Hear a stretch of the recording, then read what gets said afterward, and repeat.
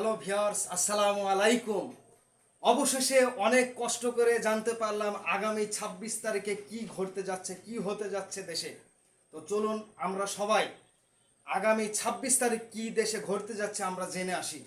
আগামী ২৬ তারিখ অনেক কিছু ঘটতে যাচ্ছে, যা আমি অনেক তদন্তের মাধ্যমে জানতে পারলাম। তো চলুন আগামী ২৬ তারিখে কি হতে যাচ্ছে এই বাংলাদেশে আমরা জেনে আসি। Yes!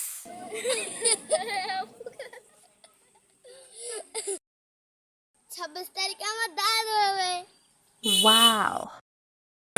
২৬ তারিখে কি হবে রে? 26 তারিখে আমার মুসলমানি হবে। ও আচ্ছা।